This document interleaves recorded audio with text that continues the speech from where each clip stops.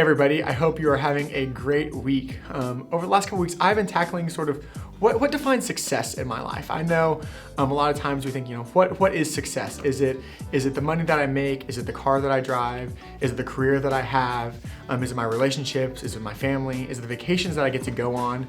And being a 28-year-old with a whole lot of life ahead of me, that's something that I've been thinking about a lot lately. What does it mean for Alec to be successful? What does it mean for me to have a successful life? And what does that look like?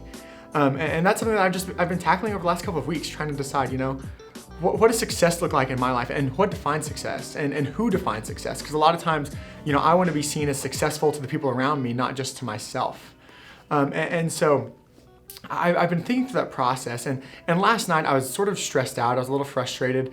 Yesterday I had forgotten like 2 big things that I had on my to-do list and on my calendar, and I don't typically forget these things, and so it was one of those days where everything just sort of overwhelmed me. And so last night I was going on a walk to just clear my head and get prepared for the devotion that I was going to be leading today, and talking about success and how does success drive us, or what constitutes us as being successful. And so as I was going on this walk last night, I was thinking to myself, man, I'm just overwhelmed, and I need a break from reality for a minute. So I just went for a walk 10:30 last night, and as I was walking, I realized I've been going through the Psalms with a buddy of mine, and so I needed to read my Psalms for the day because I was behind. So I'd actually already read in the morning, but I had to catch up, so I was reading again. And so last night, the Psalms that was for me to read was Psalm 16, and I want to share that with you.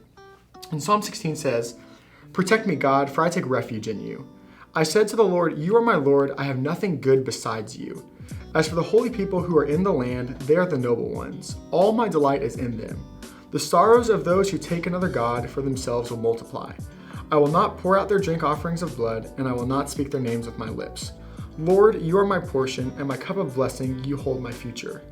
The boundary lines have fallen for me in pleasant places. Indeed, I have a beautiful inheritance. I will bless the Lord who counsels me, even at night when my thoughts trouble me. I always let the Lord guide me, because he is at my right hand, I will not be shaken. Therefore my heart is glad, and my whole being rejoices. My body also rests securely.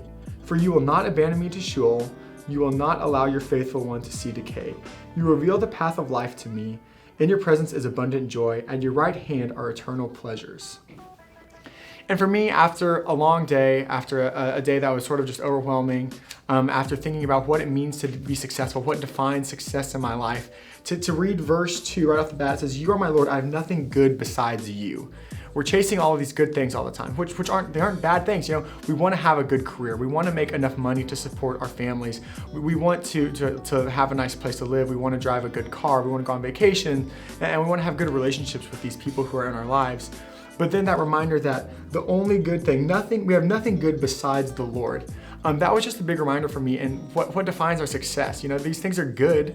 There's earthly things that are good, but the thing that is the most good is the Lord. And we have nothing good. Nothing is truly good except for the Lord. So that was a big takeaway for me. It was just verse 2 right off the bat.